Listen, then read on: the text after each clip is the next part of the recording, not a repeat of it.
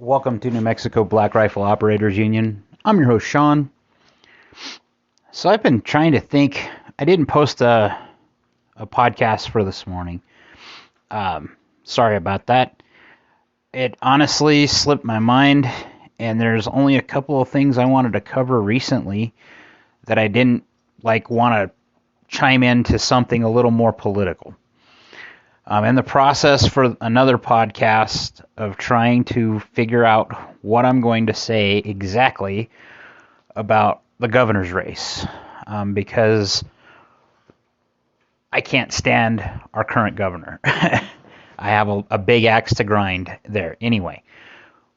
But one of the things I wanted to talk about was our community, and I keep bringing this up in the 2A community.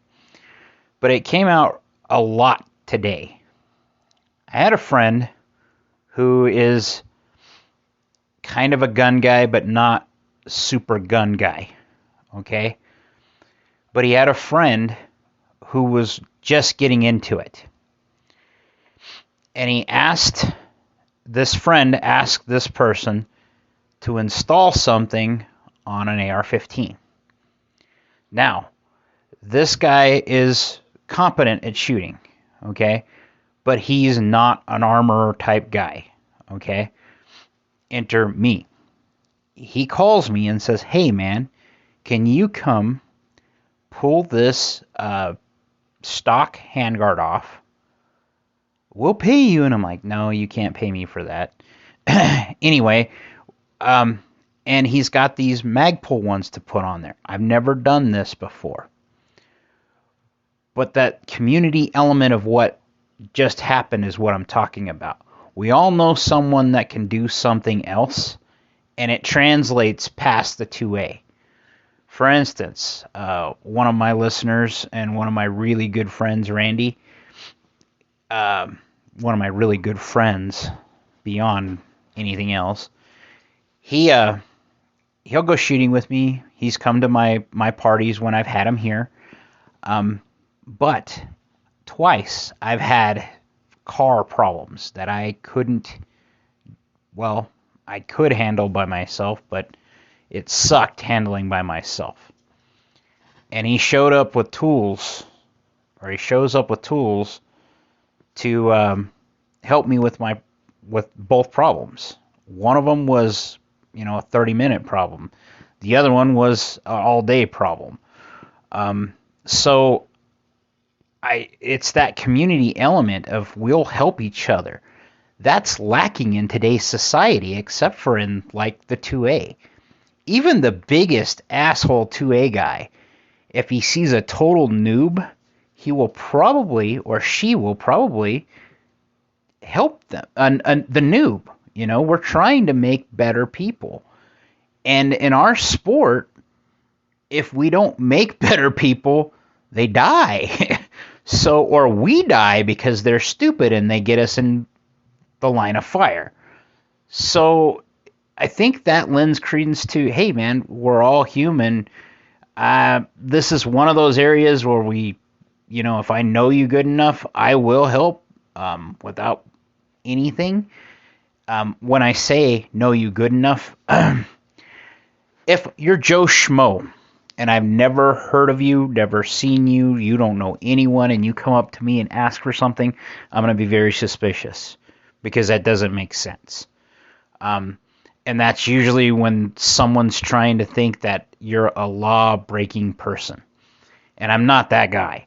I will not cut down shotguns or pistols or rifles or do anything stupid to make them full auto or whatever. I know how that stuff works, but I wouldn't do that. The reason why I wanted to know is because I was naturally curious. There's some mechanical pieces that I wanted to see, and that's what has always gotten me so enthused about the 2A and firearms.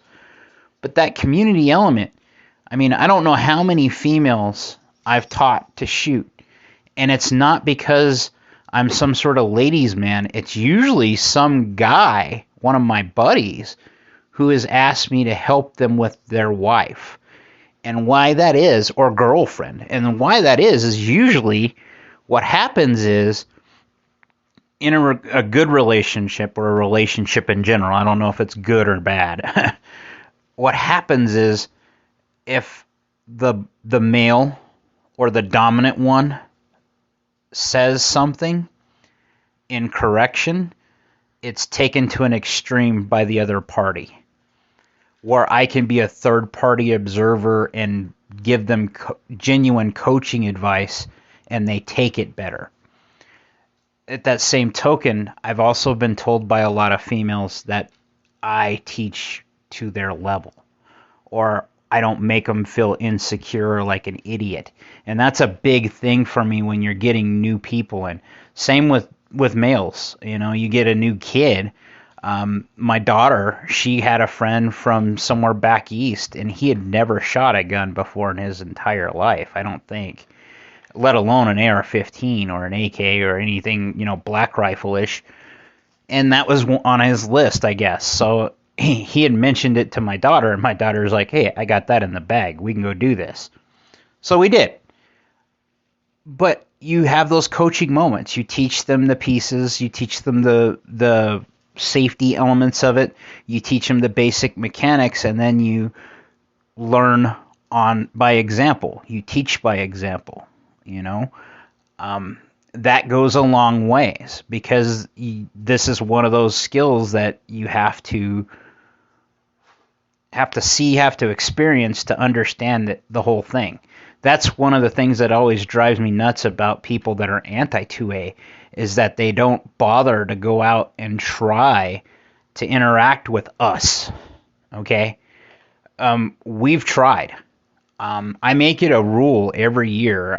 It's a resolution that I get 5 new shooters, people that have never liked guns, never wanted to, at least to invite 5 of them. Now, every year I usually get 5 people to do it, actually go through with it. This year I've invited probably 8 or 9, and I've probably got about 12 new shooters. There's a lot of new shooters entering into the fray.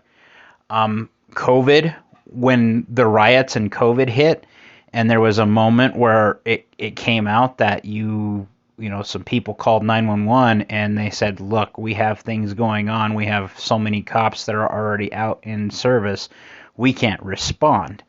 That woke a lot of people up, because then they realized that, hey, if I can't count on the cops, and I say this, I've had a lot of heartburn about cops, and when I say that, I'm a supporter of law enforcement. I've never been a fan of breaking the law. It breaks part of my code of ethics, in addition to the the law, I guess.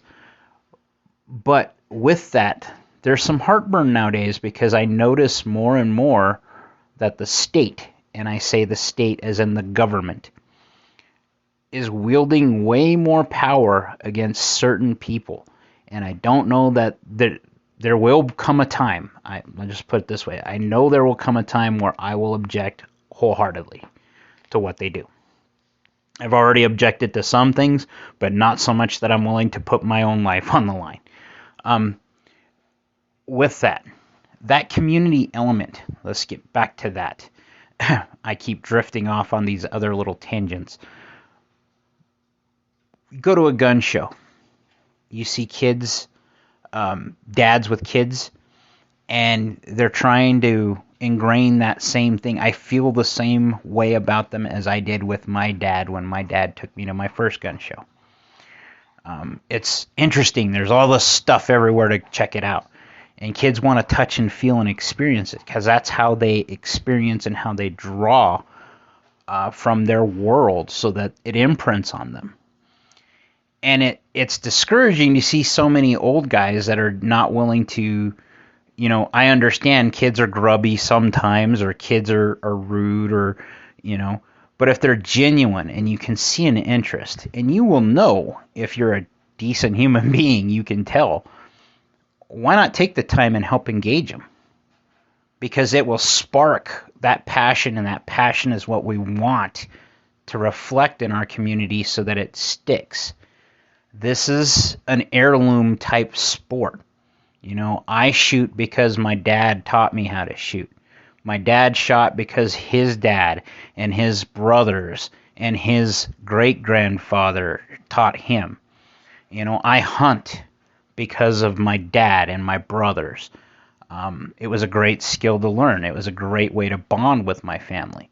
So I've bonded a lot with my family, even what's left with it of that there's not a lot of us left, hunting and shooting and fishing, the outdoors. We were outdoorsmen, you know. Yes, we watched football and all that fun stuff, but football kind of got more political and kind of lost my interest, especially when they started beating up girls. You're making millions of dollars. There's no excuse there. But I digress. Let's help build that community. Let's keep reflecting that community. I challenge all my listeners, and I challenge anyone, to take a new shooter out. If you've never done it before, take one out, and they're going to be nervous. Go have a cup of coffee. Don't drink. Don't use intoxicants. Be smart about this. Show them what a responsible shooter is. Show them what the sport really is about and what the community is about. We aren't monsters. We aren't bloodthirsty. If our guns were the problem, really were the problem like people like to say, they damn sure would know it, because there'd be a hell of a lot more violence, because there's enough guns to arm every man, woman, and child in the United States with leftovers. So it's not a gun thing. This is a culture problem, and I think we're seeing those issues in other places. And the only way I see to correct it is to make our culture reflect back out. We've drawn in too much. We've kowtowed because it was not popular.